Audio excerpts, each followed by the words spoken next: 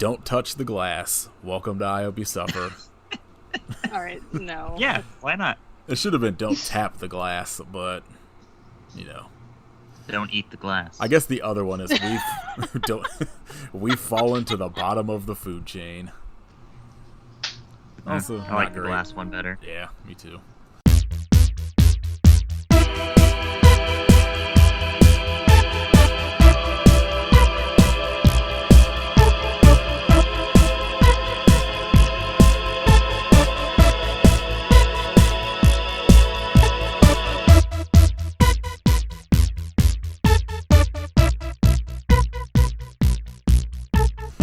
This is episode 147 of I Do Suffer. My name is Nathan. I'm Kit. I'm Katie. And this week we are talking about 2021's Aquarium of the Dead with our resident aquarium expert, Michelle Ann Olsen. Hi, everybody. We're going to discuss all of the CGI walruses that Michelle has worked with. Very closely. Yeah. Are walruses a staple of aquariums? No, let me say, this aquarium was stacked. Okay. Like right off the bat, just incredible diversity of species. Yeah, I feel like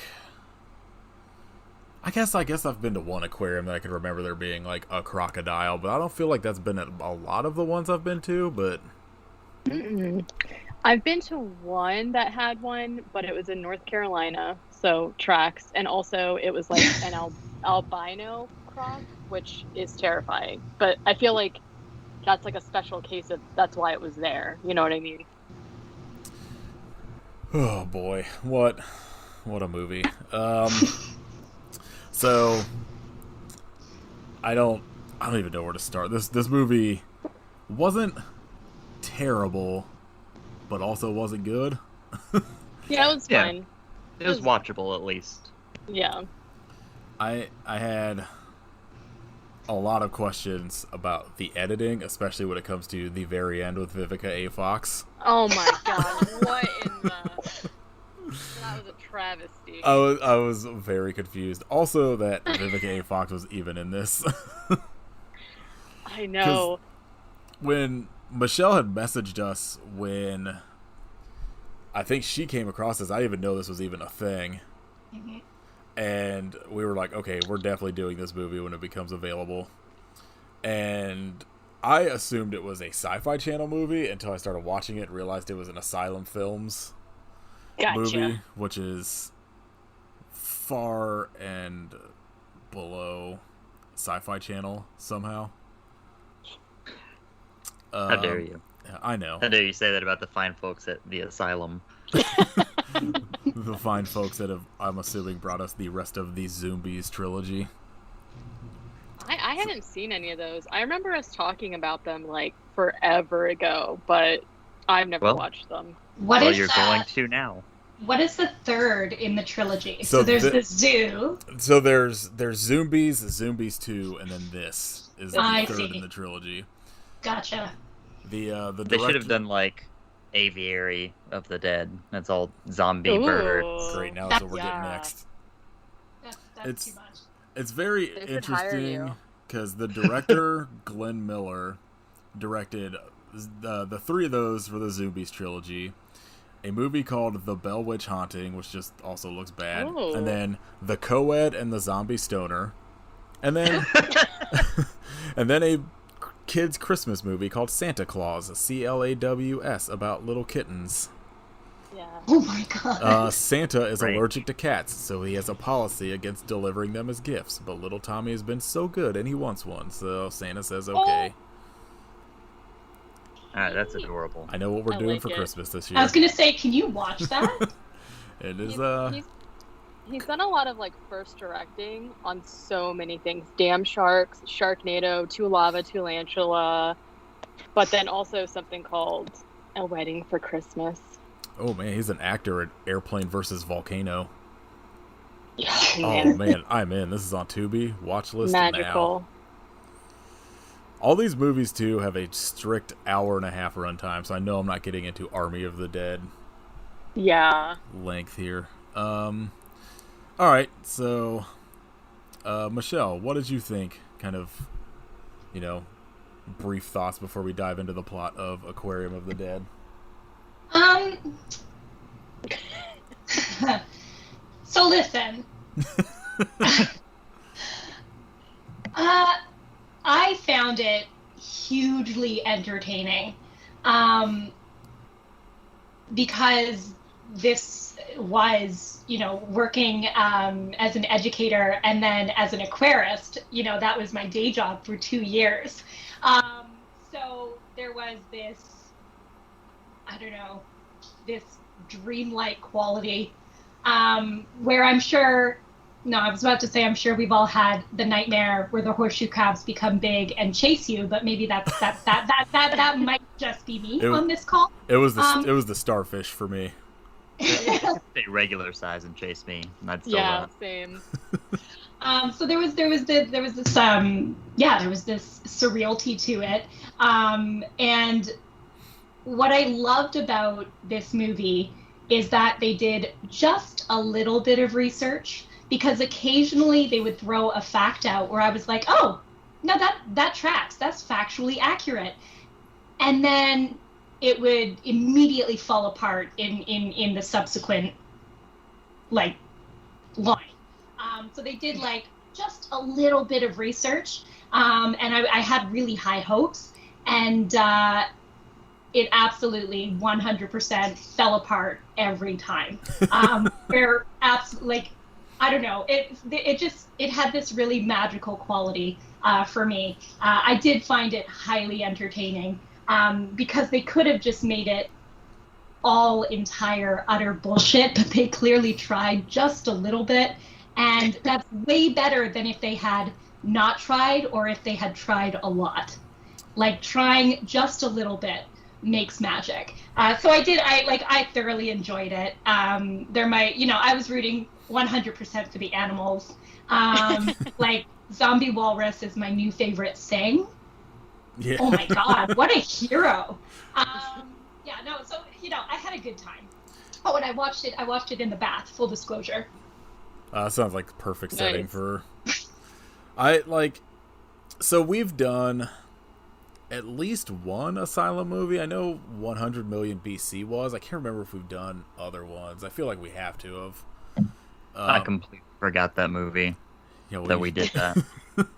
And I feel like what happens is the writer opens a dictionary about something and gets about 2 pages in and he's like, I got it. So they they tend to get certain things, and I'm like, even if I'm not 100% sure, I'm like, okay, that at least sounds like it's right. And so that's something I was curious. I felt at least some of the stuff when they were talking about the glass. Yeah. I was that seems at least probably close to accurate, if not accurate. And the thing that really struck me is, I know we're gonna parse through scene by scene, but just little throwaway lines where they're talking about conducting CPR on an octopus, and the veterinarian says, we have to get the systemic heart pumping. And I'm like, oh, yeah, no, because octopods have 3 hearts, and the systemic heart is the main heart. And I was like, that tracks. That's legitimate. They at least read a Wikipedia article. But then like I said, it immediately falls apart in whatever comes after. Some of it, and then there were also just random educational moments where they have entire bits of dialogue that are communicating absolutely useless conservation information. Anyway, it was a delight.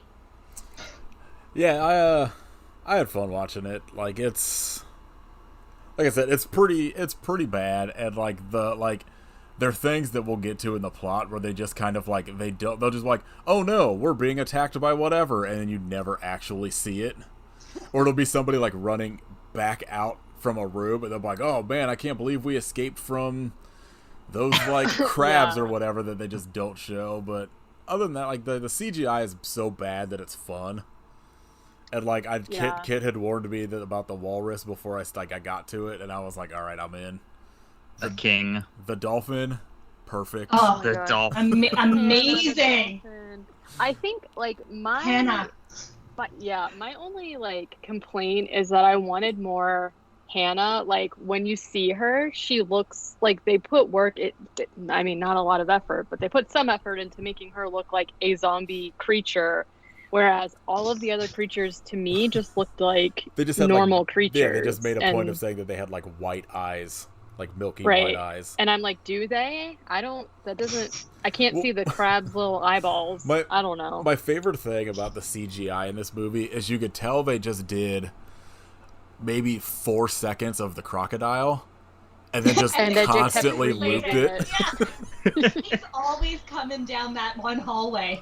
Yeah, and then like I was like, they the just- fucking crocodile again. they just built like 2 inches of its back to put in front of the camera as it walks by, and that's it. Like They 'cause, did like, it with like the sharks in that one scene Yeah. too. Like we'll get into it, but like one of my favorite aspects is this movie. This movie starts like at 100. You're in immediately, Mhm.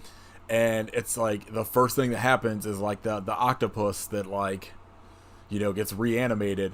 That then is just in like the ducks for like the whole movie, so you don't actually see it until like the end or like maybe one other scene. But like Yeah. the big issue for most of it that they're like, you know, that's like wreaking havoc in this place is this like zombified octopus that you don't see. Perfect. Hashtag Yeah. cinema. All right, Katie. There's also only one keyword for this movie, and it's zombie. I think someone needs to log in and give them some more. They also have like the main character, Miranda. They have her and the senator's assistant's names mixed up, so that's not great. Not starting off strong. I don't know if you noticed, but Senator Blackbird was also in Derailed. Oh my Oh, God, God. no.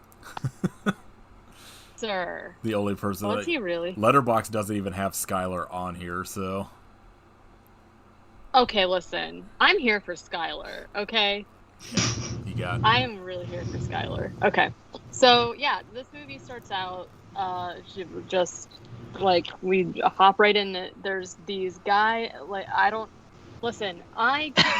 If you paid me, I could not have guessed if what any science stuff they were saying was true at all. Like it all sounded like gobbledygook to me. So I just wrote, Can I speak to this a little Yeah. bit? Because again, there's like just enough evidence of like superficial research. So a lot of it is gobbledygook, but they're basically the octopus in one of their big ticket animals has gone into cardiac arrest following a routine surgery to install, for some reason, a tracking device. okay.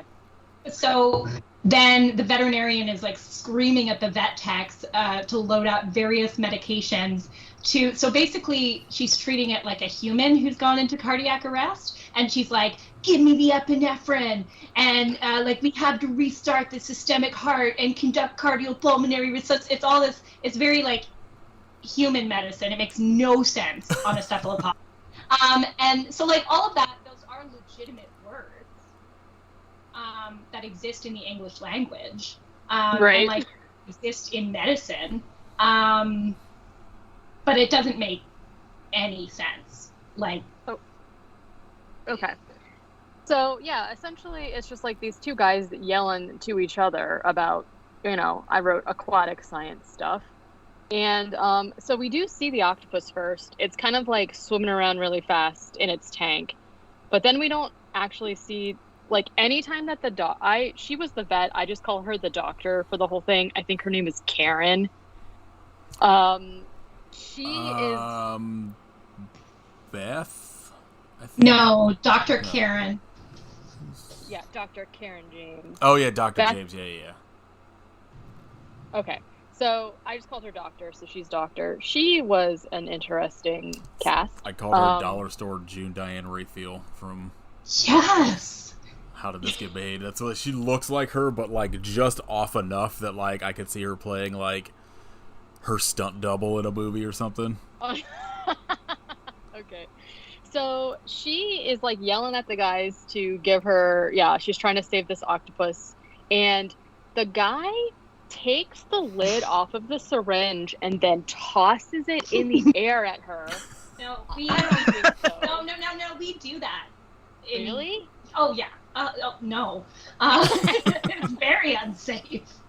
I'm like, do you have to also go to acrobat school to like, to be a juggler to do that? So she catches it, I guess she's fine. She catches it, she stabs the octopus with it. We don't see this. It's like very slightly below camera. And she kind of says something that makes you think that the octopus is like dying and it is dead. But in actuality, it's not. It also like changes sizes drastically, I feel like, because when we see it in the tank, it's like a normal, like I know that there's different size octopus, but he just looks like a normal guy. And then when his tentacles come out of the tank, he's like a fucking kraken. Yeah, and he's like the guy in RoboCop that falls out the window. The super long arms. Yeah, like literally. He like bitch slaps Karen, Dr. Karen, aside, also kills the 2 orderly guys or whatever. And then we get the credits, which are overlaid on top of microscopic particles and also fish. And coke. And, it's aquatic science. So, then we hear this like kind of voiceover that's basically just like introducing us to the aquarium, which is called the Shining Seas Aquarium. And there's just like sea facts and life. And I guess I actually do appreciate that this was like seemed to be a real aquarium, and so we got to see like a ton of different kind of creatures. There was one thing at the beginning of this where like they're showing that like what looks like footage from an actual aquarium, and then blatantly a shark that they just stole from either some kind of like documentary footage or a shark movie. I really looked high and low to try to identify which aquarium this was filmed at. So my understanding is that it was filmed like in the last year. So when many zoos and aquariums were closed, which would explain why they had such access to the facility. That makes sense. I could not find anywhere what aquarium, like I looked through the credits, and I have a feeling that whatever institution it was did not want to be associated. Like, they were like, we will take the money from the fine folks at Asylum because we are closed to the public, but we do not want to be associated. I can't figure out where it was filmed. There's no evidence. That's interesting. I feel like somebody on like Reddit probably knows. Yeah, like that's my aquarium. Because I say when you Google where was Aquarium of the Dead filmed, the top thing that comes up is about Vancouver Aquarium. And I promise you, it's not Vancouver. Yeah, I know. I'm just saying that's just like it's weird that it's like the first thing. Because I feel like it's like usually. Oh God, IMDb is unusable. I'm not looking at this. There's nothing on it. Like for usually, this anyway. you could find at least like the city that things are filmed in, but. They don't even want you to know. It just says USA. Just filmed in America. They use the asylum money to pay off Google. Like, don't show this. That's so funny. Yeah. All right. So we don't know. Well, what happened? Okay. So yes, CFAX. Then we're introduced to Miranda, who is, she's like pretty much our head bitch here. Mm-hmm. So she is doing some kind of like, she's basically, okay, so she's talking about this dolphin named Hannah, who she is, I guess, doing an autopsy on. We don't see the dolphin at all at this point, so I was really confused as to whether the dolphin was fine somewhere else and she was like looking at the tissue, or if the dolphin was dead at this moment. But she basically just talking about how Hannah seemed totally fine, and then Hannah, I guess, had heart failure and died like super fast. And Miranda is like, okay, that's really weird. Like, that doesn't normally happen unless there's some kind of viral thing going on, I think is what she said. A guy who I assume is the janitor, I don't think he is, but I wrote Janitor Joe, comes in and he's essentially like, okay, like, I'm sorry about Hannah. What do we want to, what are we doing with her? And Miranda was like, well, the higher ups want us to recycle her, which essentially means they want, instead of just like disposing of the creatures that have passed, they want to just feed them to other ones, which... Can I? Yep. Let's take an animal that has just died of a fast-acting virus and feed it to all of our other animals. Yeah. Are we questioning this policy? Well, and then Janitor Joe's like, I don't like that at all. And she's like, I don't either. And I'm like, I don't either, guys. But then she's like, okay, can you do me a favor and just like wait, because Daniel is doing a VIP shark feeding exhibit and I don't want them to just feed a dolphin to a shark in front of people, which good call. PR nightmare. I know. And we also learned that the aquarium, this is like before hours, there's no guests in the aquarium except for this one person we'll get to. So then there's just like this little scene of this guy named Daniel Daniel, I don't know where that came from. Daniel. I don't know why I'm saying that weird. Daniel. He gets a call he gets like a Skype from somebody named Ellen who's like, hey, I just want to make sure that you destroyed all of the medication that came from our lab because, and she's like really stressed about it. She's like, there was an incident here and I just want to make sure, I need you to confirm that you destroyed all of the medicine. And he's like, yeah, chill out, bro. It's cool. Don't worry. I did it. And Miranda's there and she's like, are you sure you did it though? And he's like, yeah. And he's basically just like, why are these ladies hassling me? He's like, I did it. And so then they're like, okay, cool, whatever. And so he goes to do the VIP shark feeding for Skylar. Skylar is treating himself to a shark encounter for his birthday, which normally I'd be like, good for you. Let's put a pin in that. Yeah, So this is before hours. It's just like the staff of the aquarium, which is like 4 people, and then Skylar. So Daniel is showing Skylar the mako sharks. Okay, so I think you mean blacktip reef shark. Those are not mako sharks. When I Googled it, I just Googled mako shark, and it came up as like, it came up as shark, like the words came up together, and I was like, what? It's I see. Never mind. It says short fin mako shark. Yeah, those don't look the same at all. No, so mako sharks are mako sharks are the fastest shark in the ocean. They're badass. What he was feeding are blacktip reef sharks, but he was like, these are the mako. They're fast as fuck.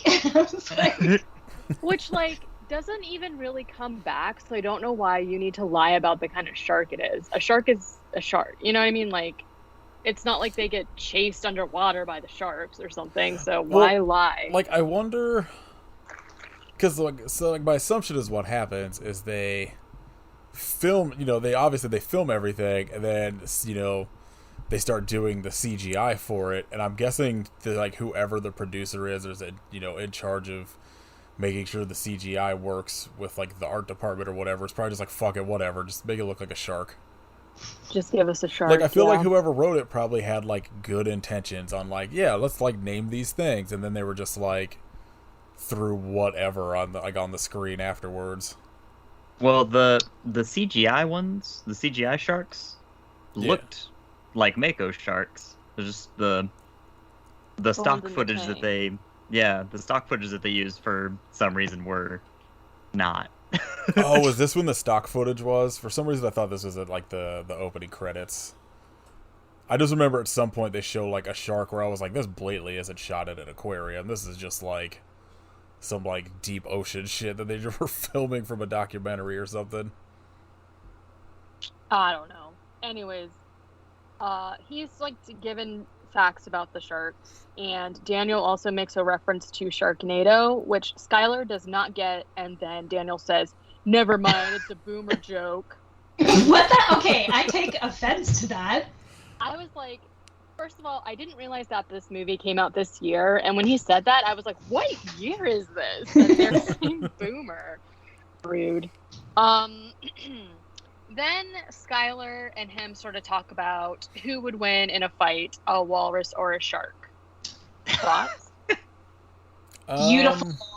Beautiful foreshadowing, if only. Yeah, so, I mean, Yeah, I guess it would just depend on environment they're in. Shark. And the shark, I guess. The sky. Yeah, if they're in the sky, Neutral. then neutral they're territory. neutral territory. Then Is it I'm gonna prison say rules? I'm gonna say walrus. Okay. Can walruses swim fast? They swim faster than they flop around. Yeah. But they're not like mako shark fast. Yeah, like Right. I would assume that like in the water, a shark is definitely gonna have the advantage. I mean, I would think so, but I think in the sky, the shark's gonna have the advantage too. Are they floating or are they like free falling and fighting? Yeah, free falling. Just torpedoing. oh wait, someone did. Can a walrus kill a shark? Well, yeah. It can oh. happen. It's capable. While walruses are a good deal more graceful in the water than they are on land, they simply could not match the aquabatic prowess of a great white shark. Well, we're not just talking about great white sharks here. I'm talking about anyways. Well, okay. They're talking about it, right? Now we switch over to Senator Blackburn and his assistant Beth. I just call them Senator and Beth. He would absolutely lose in a fight between either the walrus or the shark. Who would win in a fight, Senator Blackbird or a walrus or a shark? Senator in Blackbird just fist fighting. He's going against any fight, including whatever political race he's talking about. Yeah. Spoilers, I was very mad that he made it longer than Skylar. Yeah, what? Absolutely. Rude, honestly. So they're there to meet with Miranda because we find out basically that the senator is the president and CEO of the aquarium, and they're meeting because Miranda is like, listen, this aquarium is a dumpster. We need money. Like, we don't have, like, this is like bare bones aquarium. They need everything, essentially. So they're talking. She's like asking for money, basically, and he's just kind of like, yeah, okay, whatever. So I guess it never dawned on me that like aquariums would be state funded. I don't know why I never like thought of that as like a thing. I don't know. Isn't that a clear conflict of interest? Yeah, like. You would think so, except he's like not actually putting any money into it. I understand. Like, I don't know. I guess I just, for whatever reason, I never thought about where aquarium money came from. I guess, but it depends. So in the States, you have like the National Aquarium in Baltimore, which is like your federal aquarium, and like it receives federal funding. But then you have like the Ripley's aquariums in the US, which are like private businesses. So I think it probably depends. Yeah, that makes sense. Like the Dallas Aquarium, I think, is privately owned and funded. Funded sounded weird when I said it. I don't know why. Funded. I'm We're all having tired. issues. I can't say Daniel, so it's. I did it again. Daniel. What is up with that? I don't know where that's coming from. I hate it. To be fair, though, the way that you're saying his name is the way that he acts. I hate Daniel. Yeah, he was terrible. But I have to admit, anytime like him and Skylar were on screen, I was having a good time because they were just like I don't know. I thought that they were very funny They were- together. They were good Sorry. together as a team, but him Yeah, once yeah. Skylar's gone, I was like, I've had enough of this dude. Yeah, no. Can we double back to like? Did you notice the weirdness when Daniel found out that Skylar's name was Skylar? Yeah, I forgot about Oh, it. Yeah. I guess I didn't mention that. Yeah. What was that? He like gives Skylar a hard time the entire time about his name because, quote unquote, he didn't know it was a boy's name or something like that, and he like gives him shit for a while. But then he also makes a comment like, I guess it's a diverse world.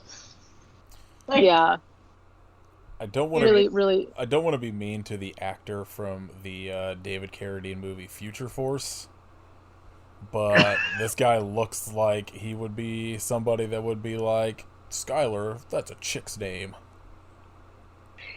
I mean, that's what they were going for, and I was like, in 2021, I don't know, bros, it's not hitting. He's Albert Wesker from Resident Evil, so that behavior is totally expected. Wait, he was in Resident Evil? He did a bunch of video game voiceover Oh, the work. video games? Yeah. So, Yeah. but Tracks. devastating because he is also Legion from Mass Effect, who I love. Oh. So it's very rude. I'm Also disappointed in in him. Titanic 2, so... Was it Titanic too? what? Yeah, it's in a Yeah. asylum movie. Yeah. Because why wouldn't it be? Is it literally I remember- like a second Titanic that also sinks? Yes, or is the tagline is 100 years later, lightning strikes twice. So No, I remember being Amazing. excited for it. it's on and I Tubi. never- I'm gonna watch that. Okay. Just wait for Titanic 3. Lightning strikes thrice. The Titanic. Listen, yeah. Yeah. The director of Um, Titanic 2 also did Paranormal Entity. What if we get James Cameron to do Titanic 3? I mean, But it's a zombie Titanic. It comes back the from the dead. boat's a The zombie. boat is a zombie. Yeah, the boat's a zombie. I love It's that. biting And it has other to- boats. Ooh. It just like lands at a dock Okay. somewhere and just starts turning all the boats into zombies. And then those boats turn into zombies. Asylum, get at us. Can we do humans? Can humans be zombies, or is it just like a No. boat-to-boat No, transmission? There's no Only humans if in a Boat the to small movie. cars. enough boat. If a small Oh, enough there's boat no- bites them, The whole if it's a movie, big boat No that bites them, they humans. die. the whole movie is just boats, as if it's like Cars, the movie, I was like the gonna cartoon, say but it's cars, just but zombie yeah. boats. Okay, I'm down. Okay. Okay. The Dr. Karen, who got bitch slapped by the octopus, is alive. She comes in, stumbling. She's like stumbling around. This octopus makes really interesting sounds, also, because it's like growling and bumping. Yeah. And... I watched it with closed captioning, and everything—the octopus, the dolphin, the sea stars, they all growled. Yeah, Yeah. I feel like they just had one sound because it would be a mix of growling and clicking, and I was just like, this sounds like a dolphin, but it's blatantly the octopus and like the duct system. Yeah. And so you could never tell which creature was coming, I guess, you know. And then I'm like, oh, for the fifth time, it's the fucking crocodile. Like, okay. That crocodile didn't even get anybody, did he? I don't think he did. I don't think so. No, he never made it down the hallway. Yeah, he No, just, 'cause, he's stuck in a time loop. The Dr. Karen throws like her recording or whatever to like get in that room. That's right. That's right. Okay, so yeah, so she's like stumbling around. The octopus is, you know, bumping around. She calls on the walkie-talkie, kind of like shit's going down. She calls Vivica. I just called her Vivica. Miss Vivica A. Fox. Her name was Clue in this movie. Eddie Clueworth? What? Every time they said Clue, I expect Clue Gulager to pop up, and I was like, wait, no, it's Vivica A. Fox. Yeah. So I was just very called her confused Vivica. as a stupid person.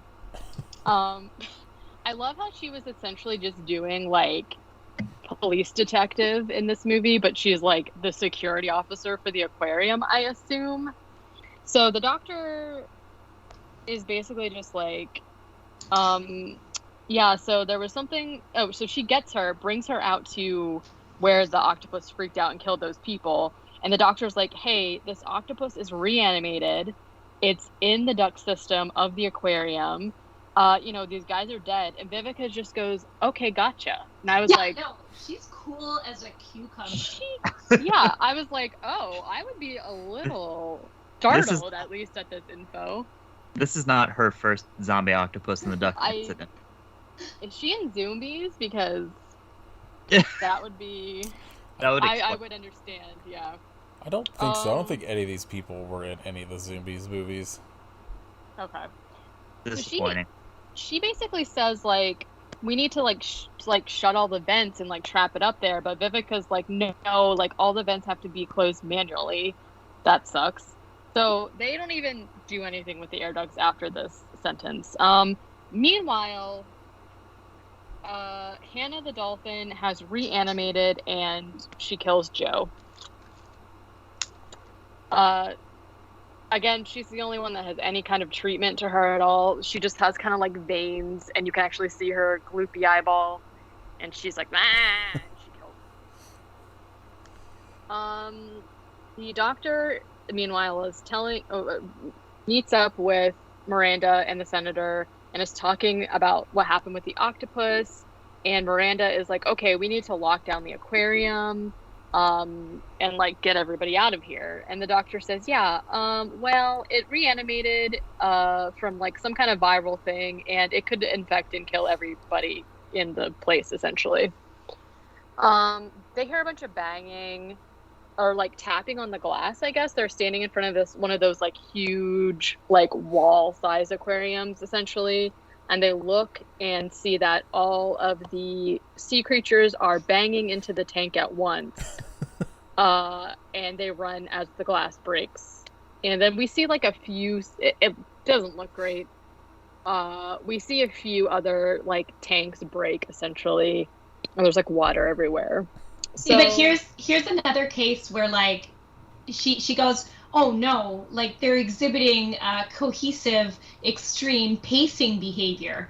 And pacing behavior in a zoo or aquarium is where a captive animal circles or repeats the same motion over and over because they don't have enough space. So again, I was like, oh, that term sticks out to me. They've clearly done just a little bit of research into this. I want to meet the scriptwriter and just be why did you make that decision to include I don't know. Anyway, it's a real term, but not applicable to the situation they're using it. It's yeah, exactly. It's a real term. You've misused it. It's I don't know whether to be impressed or infuriated. I think you're kind of answering your own question there. Also, can somebody please answer the question?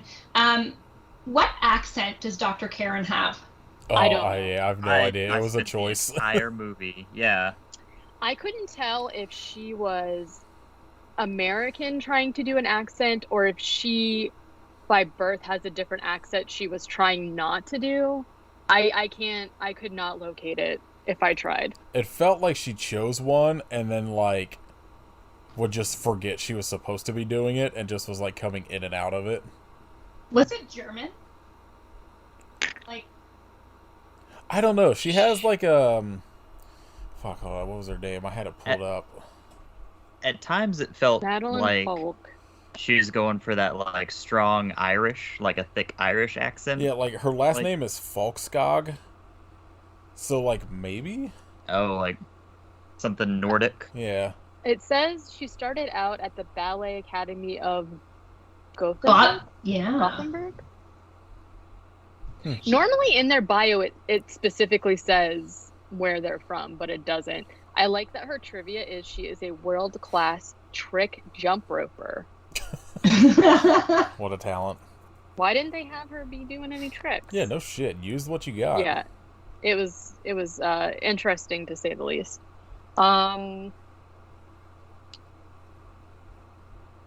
Oh yeah, a bunch of the things break. The aquarium. Oh, because Stuff breaks. because the tanks break, the water comes out and the aquarium goes into lockdown. And one of the other workers basically decides that she doesn't want to be stuck wherever she is and runs off, and something gets her. We don't see it's off screen. Daniel and Skylar. I think it was supposed to be the outside. octopus because it's like she's staring up at the ceiling. But we don't like. Yeah, this is Could one of have the been a things. crab. They're just like, oh One of those no, ceiling something's crabs. coming for me, and then like you don't see it. Yeah, we don't have the budget for the CG and more than 2 crabs, so pick. Daniel and Skylar are outside. They hear the alarms going on, and they're like, "What is happening?" Nobody's answering on the walkies. They try to come back into the aquarium, but the doors are locked. And so Skylar decides that he's going to call the police and tell them that the aquarium is on fire. But then we hear growling out there. We don't know what it is. It's just growling. There's like a bunch of walkie-talkie conversations between Miranda and Vivica that are just like pointless information. Doesn't actually sound like they're talking to each other. This is one of them, but basically Vivica tells Miranda that she's gonna go to the control room and try and get everything back online and see like what's working and what isn't, to see if she can get the doors open. There's a surprising amount of like exposition and dialogue in this movie that I was not expecting. Like Yeah, I just there's a lot. I expected like I guess it makes sense because I didn't think about it when I watched it, but like Michelle said earlier, this was definitely filmed during like lockdowns and quarantines. So like it makes sense that like there was probably like 6 people in this movie, and for most of it like it's like groups of 2 or whatever, maybe groups of 3 until they all like converged at the end. And so because I was like you would think this movie would happen like I guess without COVID happening, this movie would have happened in a full aquarium like during like the time where people are there. So like you would have had like more people getting attacked and stuff like that. And I guess it makes sense. Like I guess I could cut it a little slack on why there's like a little less action stuff in it. It's a lot more like people kind of running from nothing really. And like talking. And just kind of like being Oh my like, God, what's talking. happening again? I guess we're stuck in this movie theater room again, and For the 5th time, Yeah. Well, and here's a perfect example of that. We basically like get these 2 fucking firefighters that get so much screen time Oh and my they God. don't do anything. So they're standing there talking about how one of the guys thinks the other guy should propose to his girlfriend or somebody. And the dispatch calls and is like, hey, we got an alert from the aquarium. Like, can you guys go check it out? They're standing across the street from the aquarium. They look up at it and they're like, yeah, we'll get there. We're like 30 minutes out. He. And they're like, okay. And we come back to them so many times and it's just them being like, oh, well, we got to do something. I don't know. What should we do? I don't know. Let's go check it out. And it's just like, Oh my God, they run up so many stairs. yeah, they just have like an insane amount of screen time for nothing. They're just running up and down the exterior. Yeah, well, and like the first half of the movie, we get so many shots of them walking around being like, everything looks fine. Should we call it? All these and then doors the other are one's closed. like, no, let's walk one more time. And I'm like, dudes. And then they don't realize that like the alarm went off because of the water, like the tank breaching until like the very end of the movie. And then they're like, oh my God. And then one of them's like, I'm going to get in an elevator. I don't know. It's stupid. So Daniel and Skylar are trying to get figure out what's going on. They're surrounded by electrical fences that like they can't climb over and escape because the fences are electrified. I'm really confused in this aquarium. Like, there's no electricity. Some stuff is on a generator, but like not all of it. It's just like, I don't know. It doesn't make any sense. then,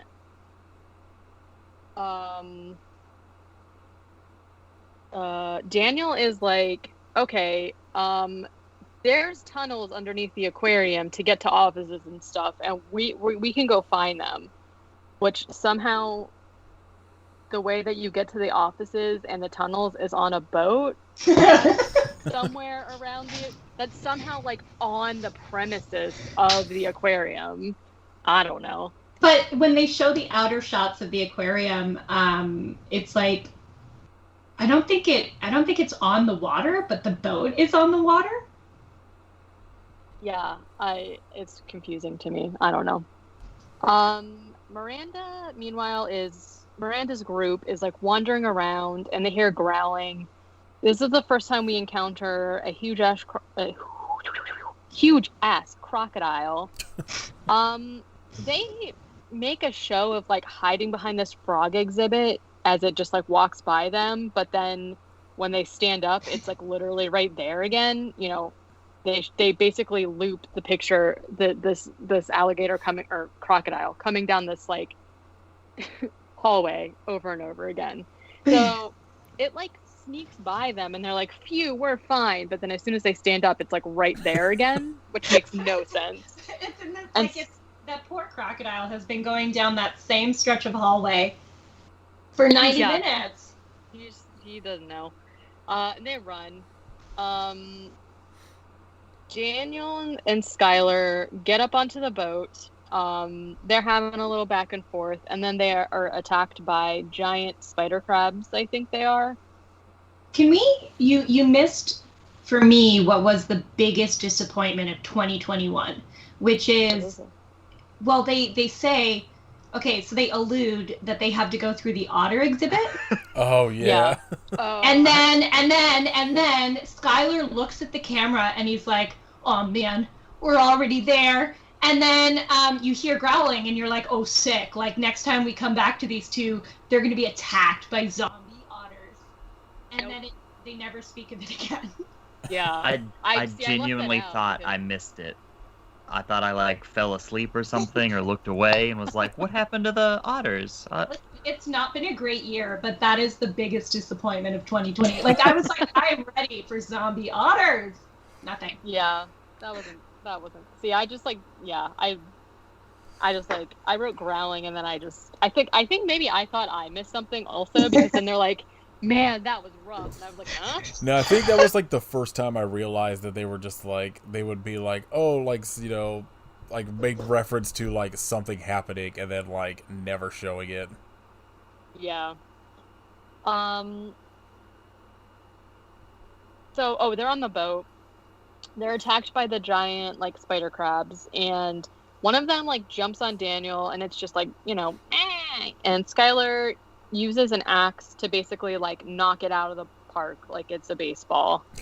And somehow Daniel's face is like all fucked up from it, and then he's like, thanks, let's go. And then randomly Skylar by himself gets attacked by a smaller crab on his face, but he just like pulls it off and he's fine. And he's like, you're gonna fix my face, you're gonna pay to fix my face. And I was like, he has like the exact same like cut as Daniel, the exact same pack of latex from the Spirit Halloween.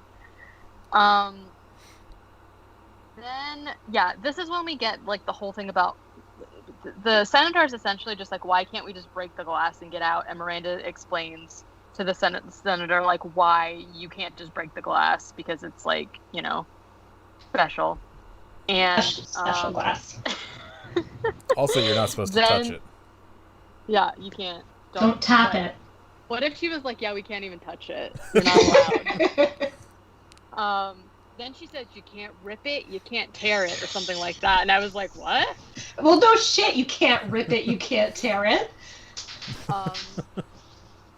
Appreciate though that like, even though there was a lot of talking that meant nothing, like I appreciate that Miranda was like not taking shit from anybody, and she's just like, this is what we gotta do, we gotta do it, go do it. I feel like that was another instance of the writer doing, like, he just looked up the Wikipedia for windows or glass and was like, I don't know, rip and tear.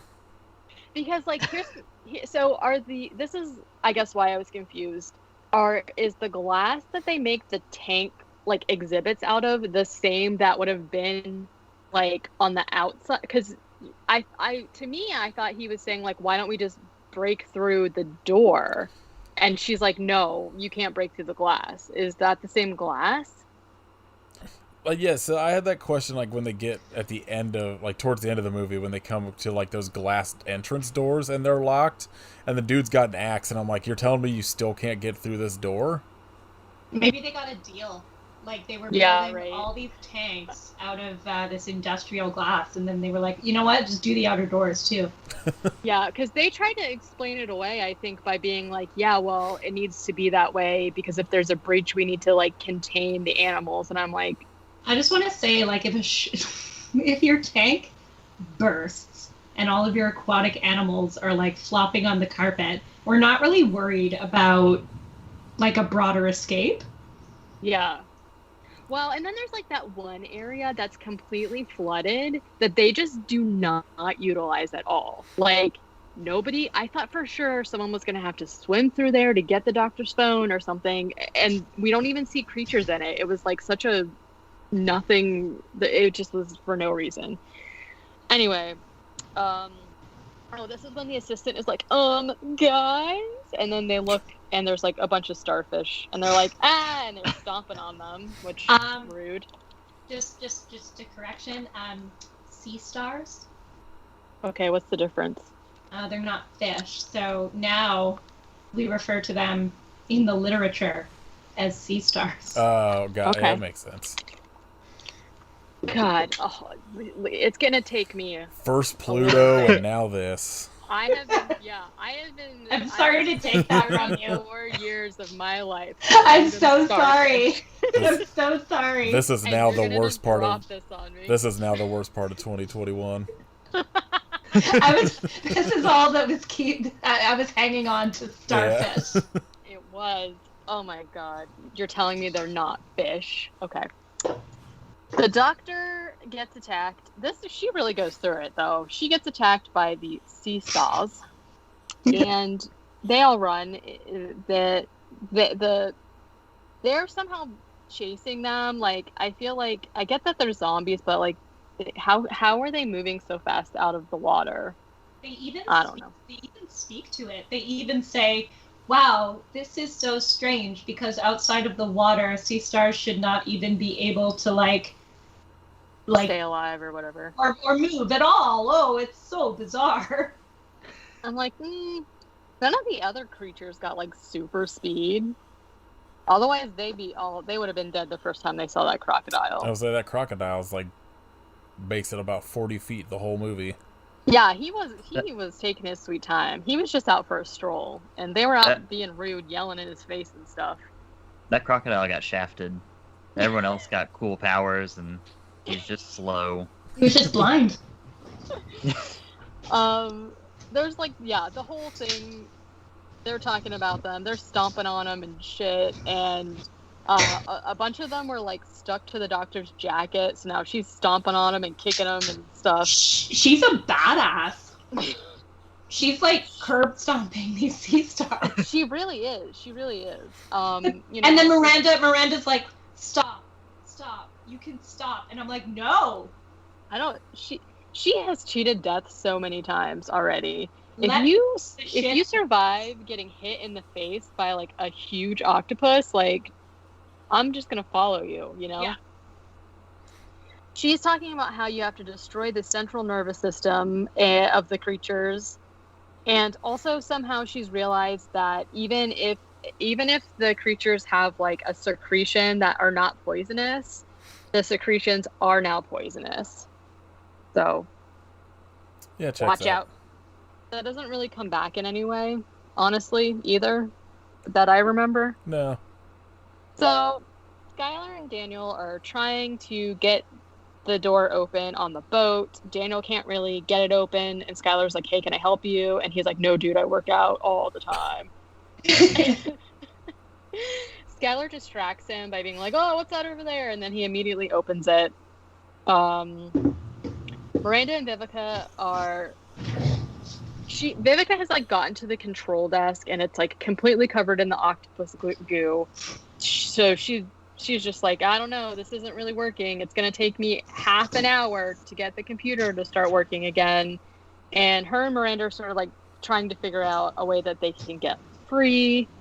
Skylar and Daniel sort of like talk about their lives. Skylar is going to school to be a nurse. Daniel also makes fun of him about that. But then Daniel's also like, you're like 45 and you're just like a janitor or whatever. He's not a janitor. No. What he says is, and this, I take offense to this. He said, well, so what? You're middle-aged and you're an educator at an aquarium. And I was like, okay, this is personal. Like that's really hurtful. Well, which the thing is, like, both of those jobs are completely fine. So they're legit. I don't know why they feel like they need to be tearing each other down. But he's like, this aquarium's not my life. I have plans. And I'm like, I don't know if you do. Look, I couldn't do either of those jobs, so. No, me neither. They can also like hear the crabs clinking around, so they decide that they're gonna keep going and they're gonna move up into the aquarium. Skylar, for some reason, doesn't understand that like the aquarium and the tanks in the aquarium are not the same thing. So he's like, the whole thing. Yeah, he thinks that I guess they're going to like emerge into the tanks. Yeah, like swim up through it. I don't think so. I can't believe we didn't get a scene of somebody swimming into one of these tanks. Right? Okay, and there's even that thing where what's-her-face is like, we have to go through Shark Cove. And then, like, nothing happens with that either. Yeah, that's where you see the two sharks just laying still on the ground. On the carpet, right, yeah. Because in my mind, I thought she was talking about, like, the exhibit where they were feeding the sharks or some... I don't know. I don't know. Anything that they said that they said that I'm like, okay, this could be cool. They either don't show it or, like... something stupid happens like that. Yeah. They should have gone through Land Shark Cove. That would have been way more intense. Yes. Miranda and the doctor do some more science talk about something. And also they are looking for a map. Because suddenly Miranda does not have the aquarium memorized like she did the rest of it. Daniel... This is like such a weird scene. Daniel basically like starts getting faint and he's like, oh, I'm not gonna make it. And he like almost passes out. Skylar gives him some water and then he's like, fine. What? Okay. He also bandages his arm. Yeah. I kind of like that it's a fake out. Like, you think, oh no, is it gonna turn him into a zombie? And yeah. Like, no, he's just dehydrated. He just wanted water. They did it twice because they do it later on too, where I was just like I'm just dehydrated. They make it feel like there's going to be like transmitted to the humans, and then it's just like nothing happens with that either. Nope. Then Daniel remembers that there's a hidden door to get inside. They're gonna go find it. How big is this aquarium that you could that you forget about the staff entrance and that you've worked here for God knows how long and you're like, let me consult a map. Like, how big is this aquarium? You remember the underground tunnel door on the boat, but okay, fine. Yes, you're right. Okay, so it's a confusing aquarium. Okay. I think he just doesn't know what's going on. Okay, this is confusing to me. The fire department guys are basically like, I don't know, everything looks fine, and then they look inside and see an alligator, and they're like, oh, there's people running around and they're being attacked by the crocodile or whatever. And I'm like, what? Who? What is it? What is... Because none of these people go outside to be... What is happening at this moment? I'm so confused. They're like, we have to get inside to save the people from the crocodile. And the dispatcher's like, no, wait for animal control. They'll be there in an hour. No, because animal control is dealing with the zoo. Yeah, they're dealing with the Eden Zoo or whatever from... No. Which I assume is from the Zombies. Right. Zombie Cinematic Universe. Yeah. Jeez. I'm in. Give me the And then ZEU. The they're CEU. like, we gotta help those people. Like all of a sudden, they're into doing their job.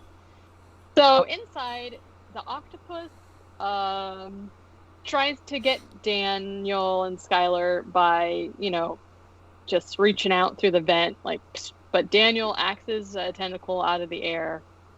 And then also the crocodile comes, and they're like, oh no, and then they just run away from the crocodile and the octopus. This is when Miranda and her group decide that they're going to go get the doctor's phone because they want to turn on the tracker that's inside the octopus so that they know where the octopus is, because they need to crawl through an air duct to get to the sea lion habitat. Sea lions are the last place I want to go in the zoo if there's an outbreak of zombie stuff, because sea lions are so scary. And What? No, they're like... They're Ocean adorable. dogs. They're the gentle giants. The puppy of the sea. Well, I don't know. Because she stands alone. Anyways, they need to get to the sea lion habitat, and somehow there's like a slide or something that they're gonna crawl to get out. I don't understand. So they're gonna go. So this is when they could have had a cool scene with the area that's flooded, but then Miranda's like, well, there's 2 ways to go and one of them is flooded, so where do you think? And I was like, what is going on? Just fucking... So they go into this other educational room where they're going to go up into the vent. For some reason, they're sending the senator and the assistant to go up there first. Yeah, I thought that was very funny. Even though they don't know the schematics of the place, whatever. They go up, it's fine. But no, Miranda gives them instead of going first, she gives them extended directions for when they'll know they're in the right place. Which is just look just down a go vent first. and look for a different colored carpet. Right. Yeah. But it takes her a long time. Yeah, so she follows, and then one of them is like, where's the doctor? And Miranda's like, oh, she went a different way. I was like, what? Why? What is happening Yeah, here? this also doesn't really play out, because I was like, oh, she's gonna go get her cell phone or whatever, which I guess she does, but it's never explained that that's what's happening. They're just No, she just shows up. she decided to go through the flooded area. Right, and we don't see it or something, because then when they make it down to the other side, they're apparently running from crabs that we don't see, but they come crashing out this door where they run into Daniel and Skylar and also the doctor. And I was Where like, did she what? go? Did they not have to go through the air duct at all? What is happening here? It's such a weird, it's maybe the doctor wasn't available for the duct crawling scene, so they just felt like they needed to say something about it. I don't know. So weird. They also find poor dead Joe. And this is when the doctor and Miranda discover the tainted syringe, basically. And then Miranda's like, Daniel, what's going on? I thought you said you got rid of these. And he's like, oh, yeah, I did. I don't know what's going on, man. I did my job. Maybe whatever. And they argue about it.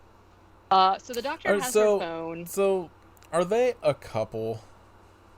I think he thinks they are, because he makes a throwaway comment about she digs me. Yeah, I remember that at the beginning, and then I was like, I can't tell if this is supposed to be insinuating that they are, but not saying it, like everything else in this movie.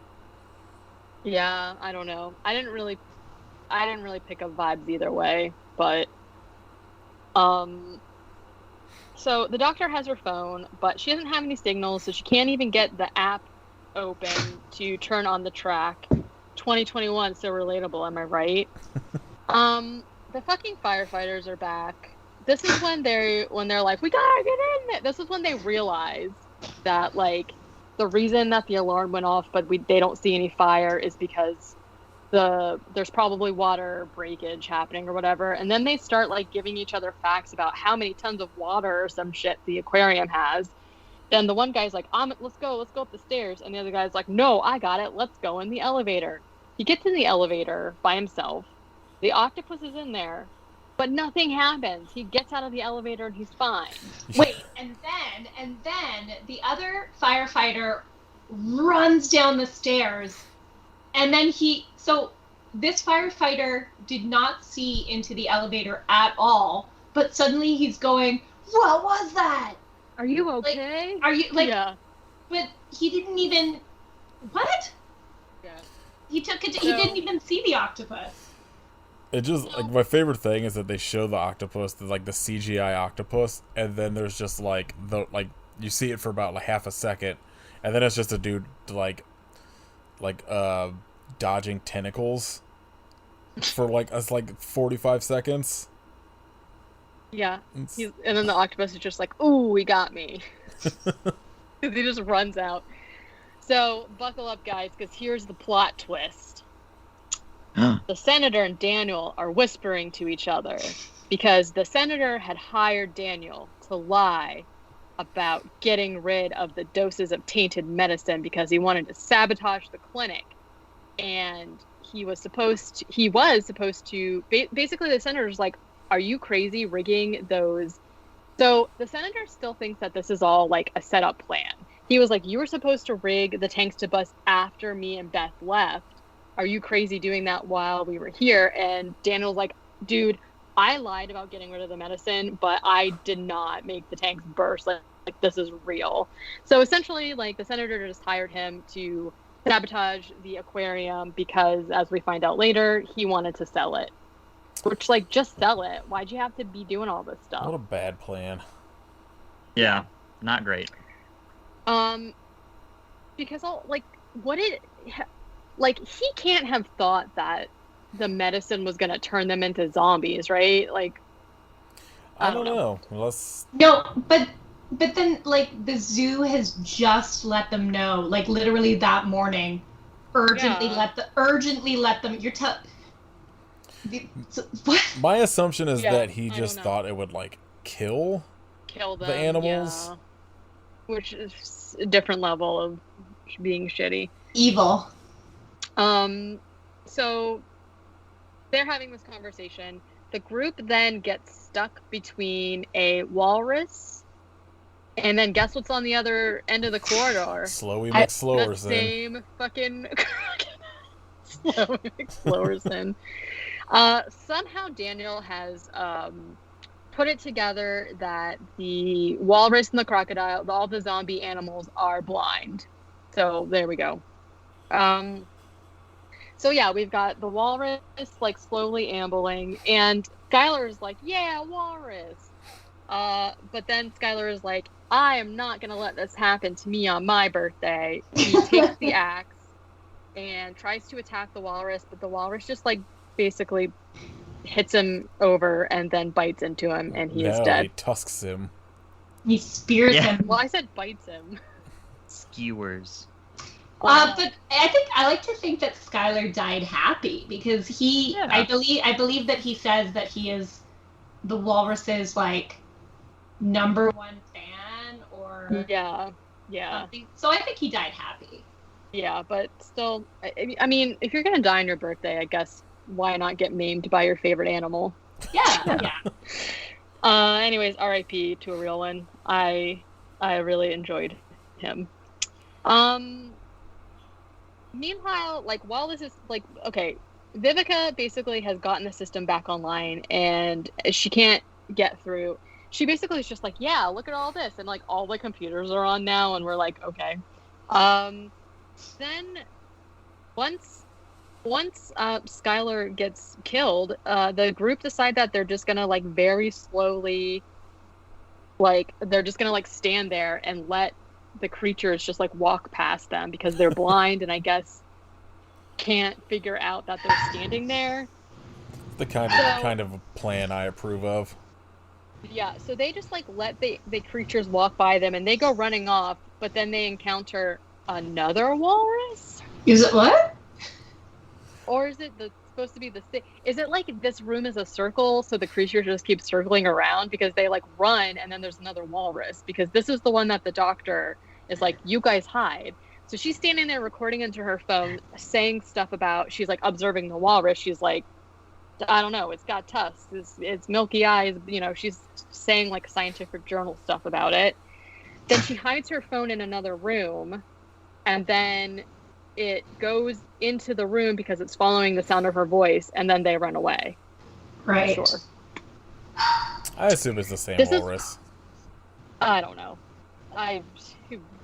The walrus cloned itself. That's its zombie ability. Oh, that would be a really cool movie. Just like infinite. I'm just picturing walruses. Multiplicity, but instead of Michael Keaton, it's this walrus. Yeah. The zombie walrus. I love it. So this is when they find the outside door exit, but it's like locked still, and yeah, for some reason they can't just break it open. And then Vivica basically tells them that like they need to reroute the power in order for her to like make the locks unlock or something, and so they need to go find this breaker box, which is in the basement. And this is when what's her face is like, yeah, we're gonna have to go through Shark Cove. And I was like, all right, let's get it. Then also the crocodile is back again, and they run away from it. Like, how many fucking times? So, but then they get to Shark Cove, and Shark Cove is essentially just, you know, it's like when you walk through the hallway and the entire thing and the ceiling is glass, and there's like sharks. One half of the glass is broken. There's like no water anywhere, but there's just 2 sharks laying on the ground. They're lying on they're lying on the carpet. Yeah. The sharks sealed up the glass after they broke through. They're very nice. Because then one of the guys is like, where are the other ones? And I was like, that doesn't go. I don't know. It's just stupid. Anyways, the sharks are like laying on the ground, and this scene takes a really long time, but essentially everybody ends up sneaking past them except for the doctor, who is the very last one who gets bitten on the ankle. I don't think you're doing justice to this sneaking. I don't even know how to describe this scene where, like, imagine that you had to step over 2 very large obstacles and we're stretching your legs to their absolute capacity, and we're making like the funniest faces directly into the camera for 20 minutes. Like, we also get like Vivica vision where she's like watching through the security camera. It's just ridiculous. It's a really long scene though. Also, like, Beth, the assistant, is starting to get all funky at this point too, and she's like, I can't make it, and they're like, you got to, and she's like, okay. So then like Vivica's watching, and she's like, oh man, watch out, there's another shark, watch out for that second shark. Like, I mean, they know about the sharks, right? But then the doctor gets bitten. Then there's like goo that comes down from the ceiling. Vivica looks up and screams. Okay. Again, you don't see. Beth Right. Beth is all messed up. Goo's enough. Yeah. Goo's all you need to see I to don't- scream. It's like, but it's not even cool looking. It's literally just like That's why white. it's scary. If it was cool Oh. looking, you'd be like, ooh. Yeah, But purple it's scary goo. goo. I want purple Ivan and green. ooze. I would take blue. Oh my gosh. So Beth, the assistant, is like all messed up. She basically is like fainting, and she's like, oh yeah, I forgot to tell you. So there was earlier in the movie, a sea star had climbed into her senatorial binder that she will not let go of, and it has attached itself to her stomach and has been drinking her blood, I guess.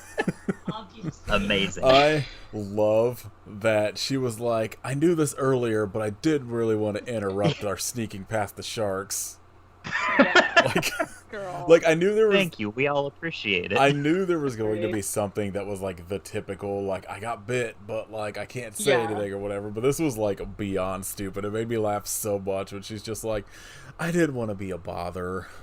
Here it is.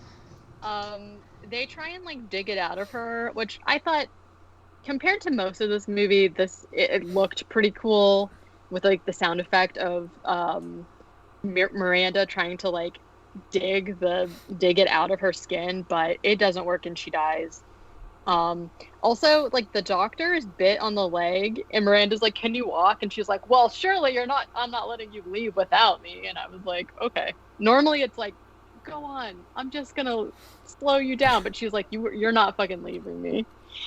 Also, in kind of a throwaway scene, the octopus kills the senator, like, almost immediately. Well, he's a throwaway senator, so it's fine. True, yeah. Aren't they all? Throw the whole one out. Yeah. Yes. I don't understand this. I don't know what. Read it. Firefighters get a call that shit is going. I think I meant going down. No, it's just going. Yeah. Shit's going. Okay. So now they get to the basement. The basement is flooded. I think you see shark fins in the water, but like nothing comes about with that. Miranda has to like monkey bar across this scaffolding to like get to the generator. As she's doing that, this scene made me so mad. The octopus lashes out at her. It's like flopping tentacles, and she's like, ah! Vivica shows up and is like, she grabs the axe. She says something like, calamari, my favorite. Yeah, she goes, and goes deep fried calamari, my favorite, and gets like, dives like forward Like, at the launches octopus with the forward. axe, and then it immediately hard cuts to her falling backwards like off a building into the water. The octopus. Incredible. What? Best cinematic moment of 2021.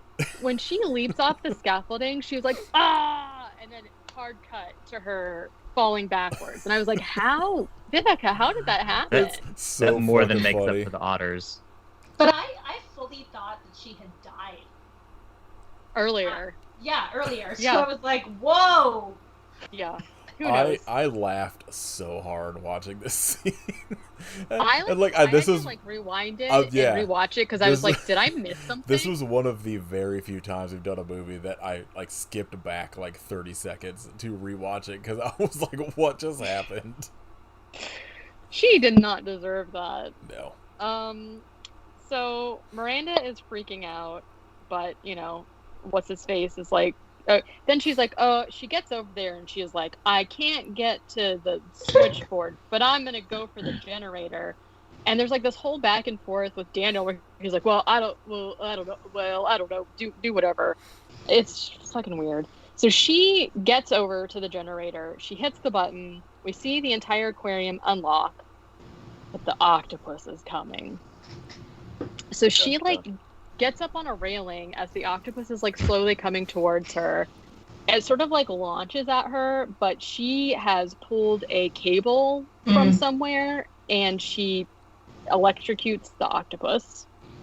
The octopus also has like octopods do have like a hard beak that's like their mouth. Yeah. But the Yeah. octopus has like pincers. Yeah. Like big ol' like beetle pincers.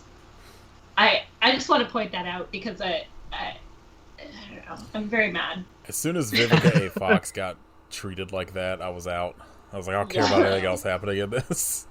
They also like CG'd her into the water instead of like just filming her falling into like a pool of water and then like putting it over top. They just like CG'd the water around her.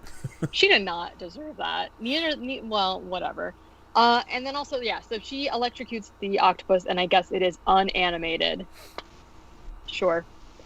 So then it cuts to them walking out the front doors. And Miranda is basically just like, okay, Daniel, I know that we just like made it out of an hour and a half of getting attacked by creatures, but we need to go back through the aquarium and go to your office because I want to see that disposal order.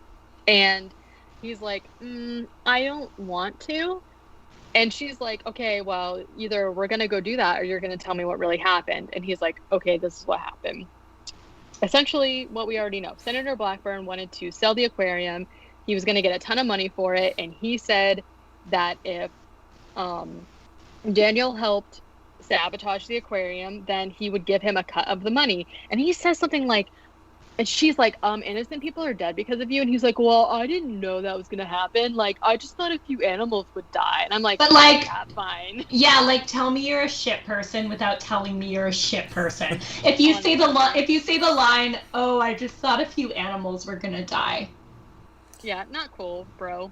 No. So then, like, one of the firefighters comes up and she's like, she basically is like, detain this man. And then the firefighter goes on this, like, monologue about how he's like, I don't have the authority to do that. The only thing that I'm just here to save lives, and then I'm here to take injured people to the hospital if I have to, or whatever.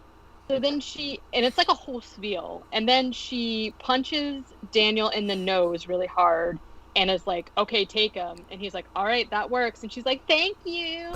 And then she cries while looking at the aquarium, and then she walks away. And then we get a really rad ending theme. Oh, great music. It. But they've not addressed a single thing that's happening inside that building. Oh, no. No, also now that the doors are wide open, so people are worried about containment. Oh, well. And she just walks away. She's like, Like, you know that she's just like, she's clocking out, she's heading home. She's done.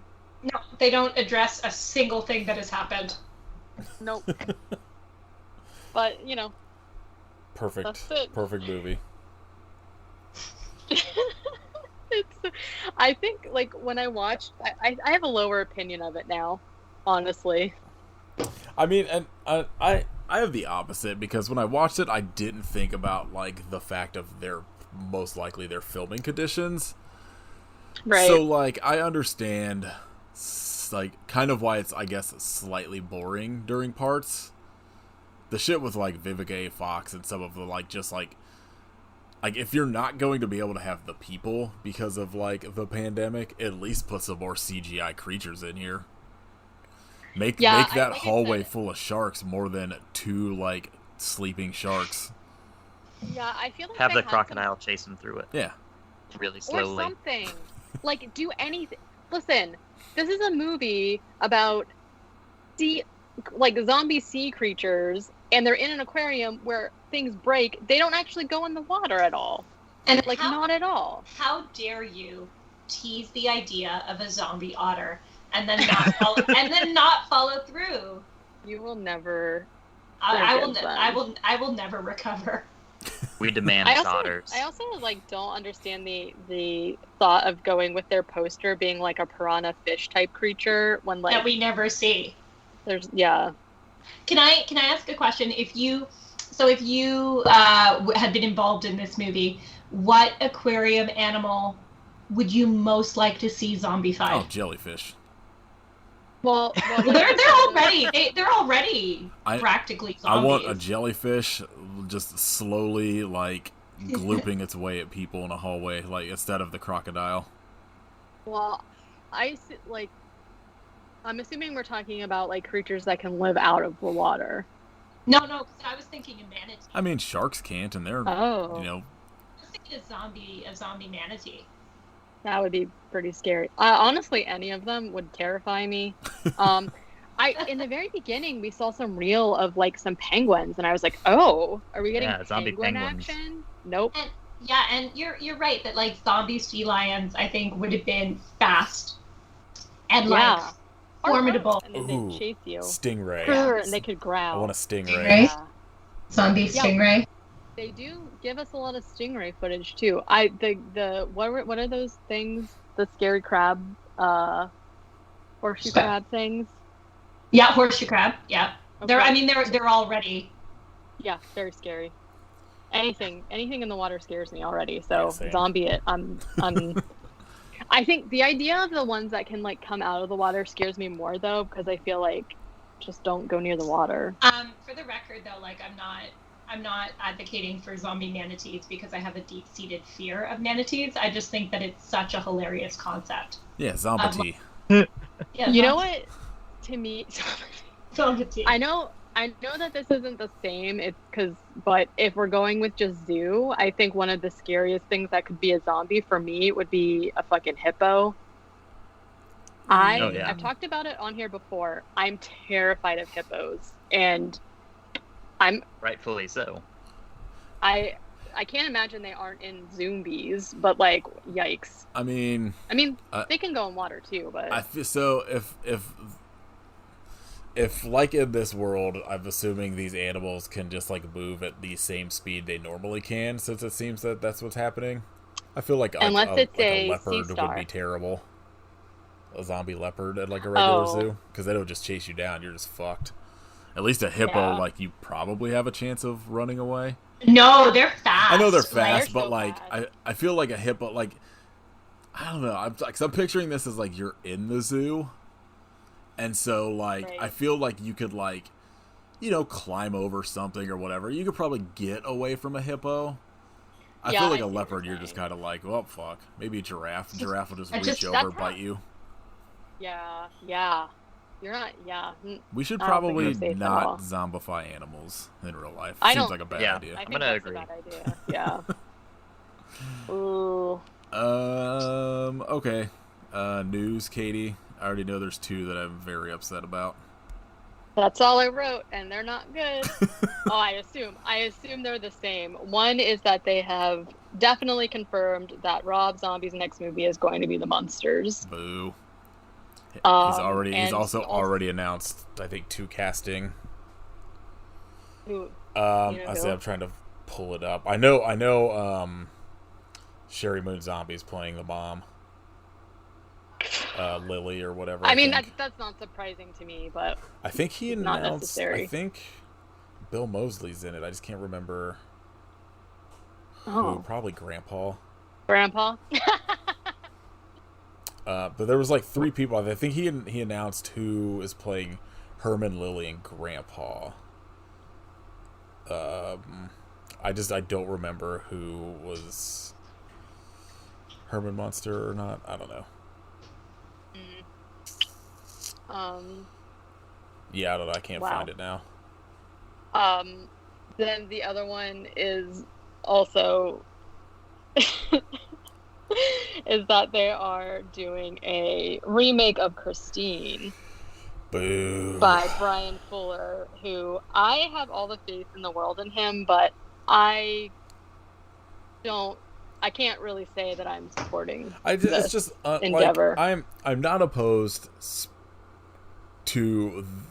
Well, I'm opposed to it because it's Blumhouse, so it's gonna be bad. Yeah, I was gonna say I saw that after the fact. After I was like, okay, well, fine, and then I was like, I don't know. Brian Fuller, I think, that's like a good choice, and I feel like where I've been listening to Postmortem, somebody was on it that maybe was Brian Fuller, maybe not. That was talking about like their dream job was to do Christine, but like. It's just, like, I don't... If you're gonna make Stephen King movies, there's... Like I said on Twitter, he makes a new story every 3 days. Why are we doing the same ones that have already been made? Like, we don't need another Christine. We don't need, like... there's gonna be another Shining coming soon. They're going to do it. They're gonna end up... Like, there's already another Pet Sematary. Like, it's not... We don't need it. Or, like, let... Jordan Peele remake The Shining, and then make everybody mad. Ari Aster's Christine. David Cronenberg's Christine. Christine is a human car. Like actually, the car's made out of flesh. Yeah, and like I get it if this was like a dream project for him, why not? I think he's great. I think there's things that he would be much more suited for. If we're just gonna say like he needs to do a Stephen King thing or whatever, so I don't know who knows. This is just disrespectful to Harry Dean Stanton, and that's why I'm against it. Okay. All right. What everybody watch this week? Kit, you go first. What did I watch? Great question. I watched The Holy Mountain, which is confusing, delightfully insane. It is so fucking wild. I had contemplated having an edible beforehand, and I'm glad I didn't, because I would have not understood a single goddamn thing that happened. And then I also watched The Sweetest Thing the same day, Wild Swing. I remember also delightful. When you texted me that, and I was like, I've seen that movie. What is that about? And I looked it up, and I was like, oh yeah, this is the movie with the weird like blowjob emergency, isn't it? Ew. And the penis song, which I don't know how I went 20 years without knowing that there was a penis song in this movie, but I was in tears. Incredible. There's a scene, Katie, in it where, because it's like, I think it's Selma Blair it happens to, maybe. Yeah, it's Selma Blair. Has like a tongue ring, and the dude's got like a dick piercing, and they get stuck together or something, and like, it's so bad. No. I just want to. This movie was a formative experience for me. It was the first time that my mom let me go to the movies alone with my friends. I was way too young to even begin to comprehend what was happening in that scene. The solution was the best. Just like, oh, just sing the song from Armageddon to relax your throat, and it'll be fine. And then everyone in the room sings along with her. To Aerosmith or whatever. Oh my god. Yeah. Masterpiece. A+. Recommend both of those movies very highly. What about you, Katie? I watched a lot. I bet not as much as me. No, not as much as you, but a lot. Well, I was gonna say a lot of bad things. You can subscribe to our Patreon to hear more about that, probably. I watched. That was good. I watched anything good. You watched Amityville 1992. It's about time. That one. Yeah, I said, what did I watch that was good? What'd you think about A Pretty Guardian Sailor Moon Eternal, the movie? Oh, that's right. I did. Okay, so, oh my god. I watched the new Sailor Moon Eternal movie that they, for some reason, felt like they needed to split into 2 parts because it is like, they basically took an entire season of the show and then just like condensed it into 2 movies. And it's like in the new style, because like they started redoing Sailor Moon, a Sailor Moon Crystal, which you can watch. And it's like really strange because people are sort of like, yeah, well, it's like closer to the manga, which like it's not really. And it looks really pretty, but the writing is so bad in it. So if you're a Sailor Moon fan, definitely watch it. It's on Netflix though. It was cool because it's like really pretty. We got to see some stuff in it that like they left out of the original series, so that was pretty cool, but overall it was not great. They changed the story. They also like replaced all of the music, which was like part of what was so iconic about Sailor Moon, I feel like, so that was weird. I don't know. It was like it was fine. It was fine. Yeah. We also watched this movie called Knights of Badassdom. Oof. Which we thought was going to be really terrible. It was directed by Joe Lynch, and it has like Peter Dinklage, Summer Glau, and a couple other people in it. And it's basically about like these people who go to LARP, and then like, I mean, spoiler, I guess, they accidentally summon a real demon who kills people. And like, surprisingly, I thought like the gore effects were like really impressive for what this movie was about. So I don't know, if you're into LARPing and you like graphic stuff, like I was really impressed because like we've seen a lot of, because like they actually have like a creature that they made for the movie. It's not all CG, which I was not expecting at all. So from that aspect, I was really surprised with it. And then we watched The Conjuring, The Devil Made Me Do It. Sure, that was great. Oh boy.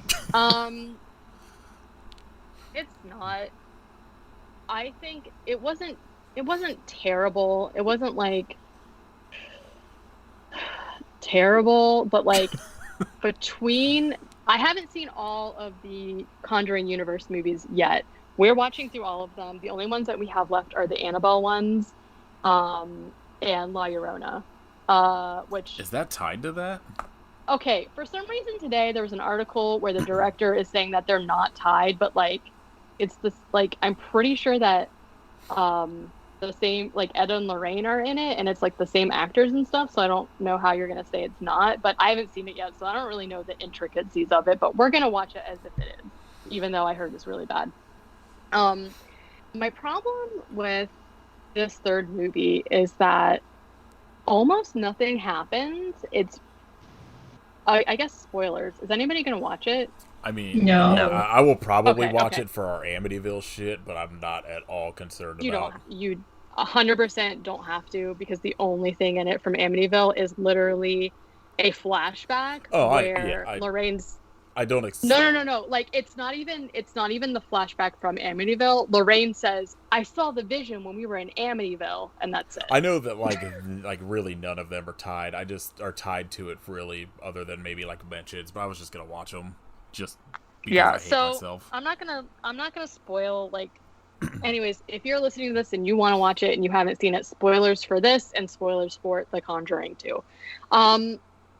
It's just like, out of the 3 movies, this for me was the worst because almost nothing happens. There's literally, and like, I don't go into these movies hoping they're going to be bad. I want them to be good. I want to see what they can do with like the budget that they have. I like both of the main character, like the actors. I don't give a shit about Ed and Lorraine Warren at all. You will never make me care about them. This movie is like, it's neither here or there whether you like them as characters. You know, I see people being like, well, they're romanticizing these people who are like scam artists. Like, it doesn't matter. They're in the movie made up characters, right?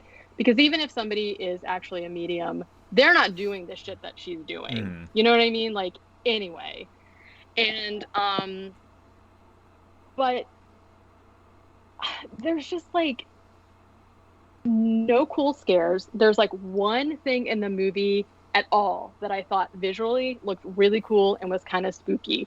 And other than that, there's like only a couple other scares and it's like the same thing over and over again. And it spends a lot of time just with Ed and Lorraine. We even get like flashbacks of them when they met and like all of this shit. And it's so boring because at least in the other 2, the overall story is that like there's a family in a crisis and they come to help, but it's mostly what's happening with the family. Even in the second one, where you have this like demon specifically saying to Lorraine, like, fuck you, I'm gonna kill your husband or whatever.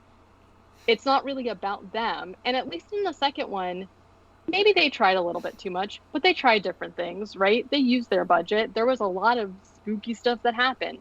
There was almost nothing that happened in this new one. And like, I'm not, I don't know. It just was like, I've seen like maybe 2 people be like, this is great, but it's the people that are endlessly talking about the worst possible horror movies, so. I know, and like, the thing is, like, I feel like, whatever, watch these movies, if you like them, that's fine. I am like never somebody to say like someone else's opinion is wrong, like it's your opinion, but to be like, people aren't giving this movie a chance just because it's big budget or it's mainstream or whatever, and I'm like, did you watch the movie? Like, it's just I don't know.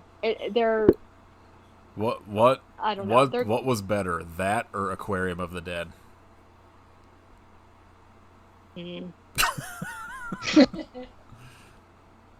If I were to rewatch a movie, I would rather rewatch Aquarium of the Dead. Okay, so honestly. here's the real test. This will be a somewhat spoiler for Patreon. What was worse, The Conjuring, The Devil Made Me Do It, or The Amityville Curse? Which was worse, Amityville Curse. Okay. That shit was bad. Spoiler. So then, yeah, it was pretty bad. Yeah, and I don't know. So just because of the runtime of how long The Conjuring was and like how little happened, I just really feel like they're going in the wrong direction. Whatever. So then we also watched, because we're trying to watch all of them, we watched The Nun, which I think overall had a pretty bad rap. And I'm not saying it's a great movie, and the ending is pretty silly, but there was some stuff in it that they did I thought was really cool. There's a lot of stuff that really grossed me out. I liked The Nun better than I liked Conjuring 3. Which The Nun tells the story of something that happens in The Conjuring 2, and then they wrap it around at the end in a way that I thought was really cool. So I don't know. I feel like that's why I like don't understand like how people are gonna watch The Nun and be like, this is the worst thing ever, but then Conjuring 3 is like cool. Yeah. I don't know. Anyway, so if you're gonna watch one of them so far, I think The Nun is my favorite of the 4 that we've watched. So maybe next week I'll have an update on Annabelle, but it's been a slog, man. Michelle, have you watched anything good lately? I always forget that you asked this question, and I always forget to prepare myself with something cool. So, if I'm honest, this week I rewatched High School Musical, the series on Disney Plus. Because I've been on a real Olivia Rodrigo kick. But also, my partner and I finished our Lord of the Rings extended edition marathon. So we did the 4-hour Return of the King over the weekend. Yeah, and absolutely worth it. So we did have to space it out a bit just because we had to be like functional people in the morning and we have jobs, etc. But yeah, we watched Return of the King over the weekend, extended version, and it's chef's kiss. And yeah, I can't believe that movie came out 20 years ago, which makes me yeah, let's not talk about that. It makes me feel 150 years old. And it's interesting just as like as a person and working towards self-actualization, how when the trilogy first came out, I had a whole awakening centered around Legolas and Orlando Bloom, and now rewatching Viggo Mortensen. Yes. This is how I know that I'm in my 30s, because right. I was like, wow, Aragorn, what a man. Anyway, so yeah. Anyway, over to you. That's it. That's all I have to offer. Give it 30 years, and you're gonna be like, "Ooh, that Gandalf." Ooh, Gandalf. Yeah. So if you follow us on Instagram, you know that I am taking part of Junesploitation. I have watched 38 movies so far this week. Yeah, no thank you. Yeah, but for the most part, I've picked all pretty good movies. I think I might do something on Patreon for it, so I'm not going to talk about all of them, but I did want to highlight a couple. Miami Connection, perfect movie. Yes. Also perfect soundtrack. Dragon sound. Yes, so good. I watched Amsterdam, the Dick Moss movie, who did the Shaft and the original version of that, The Lift, that we did a while back.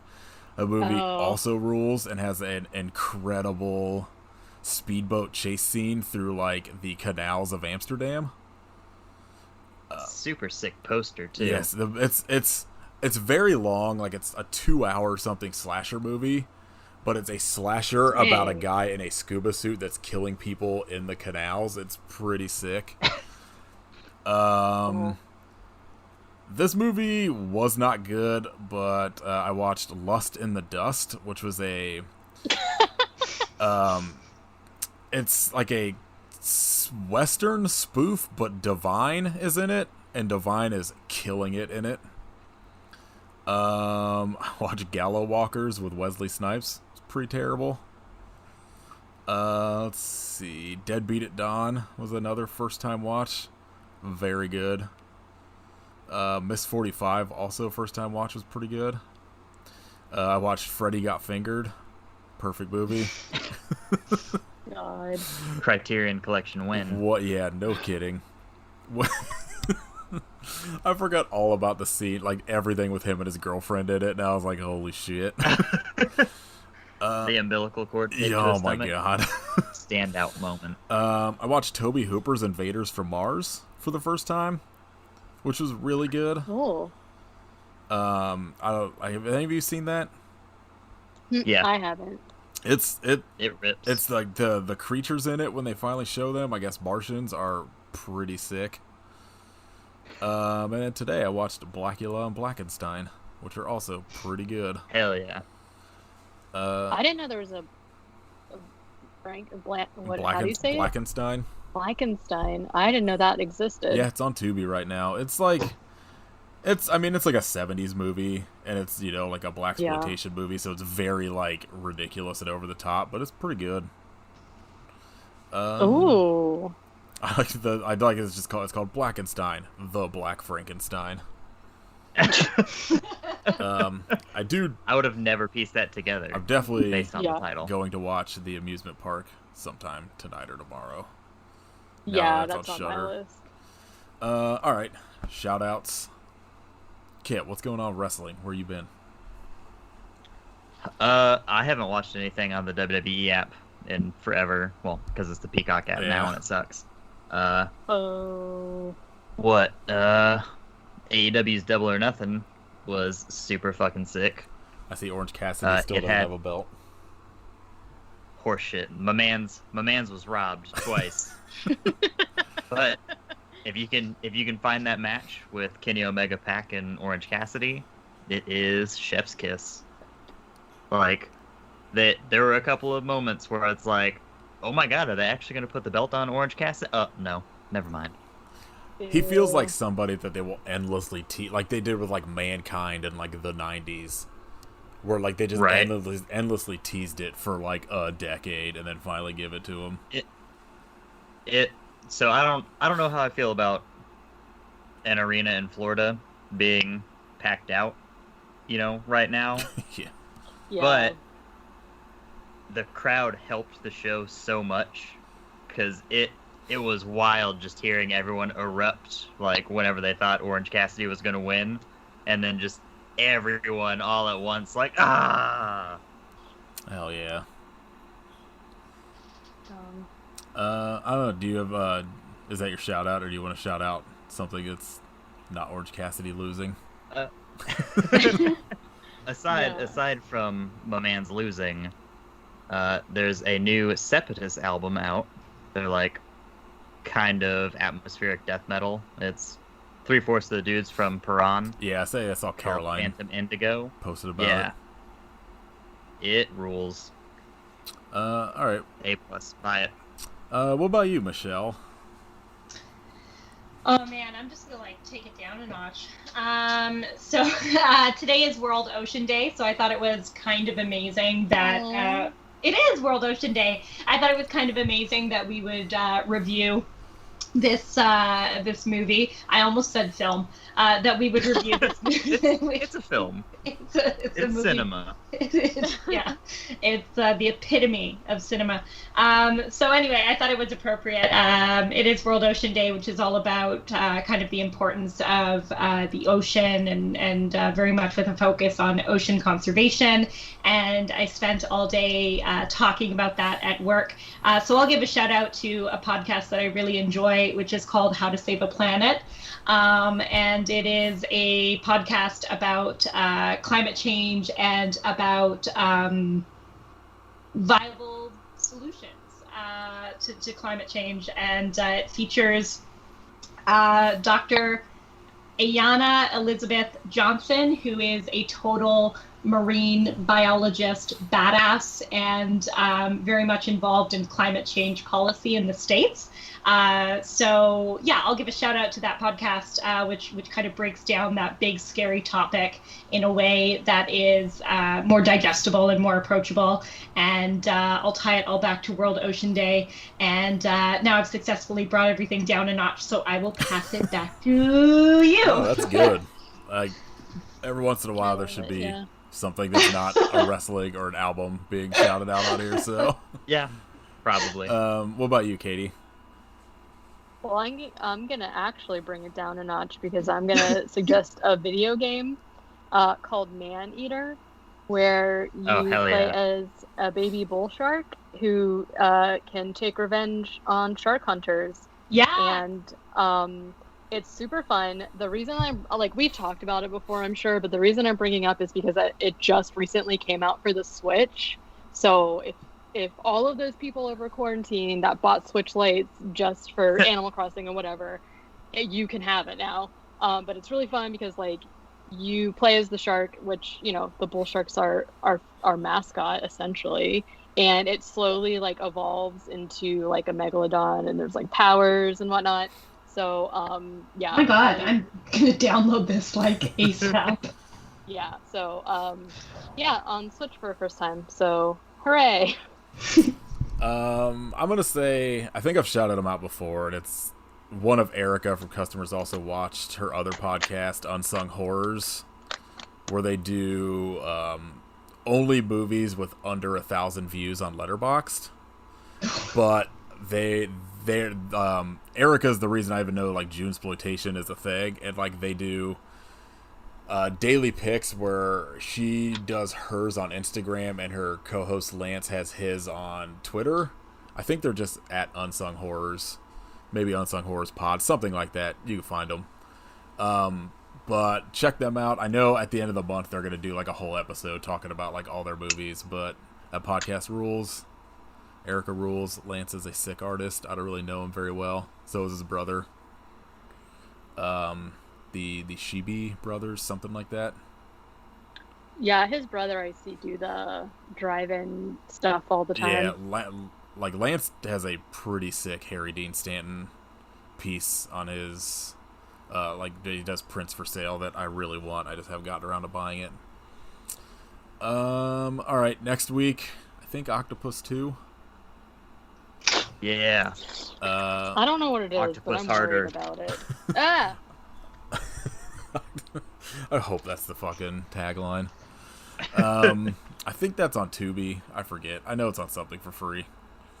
But that is next week. Probably pretty bad. Although it is about an octopus in the like Manhattan River or some shit. Oh. I know it's in like. Oh, it's called Octopus 2: River of Fear. Yeah, it's about Tubi. it's in the New York harbor, so it's oh man, probably be good, pretty good.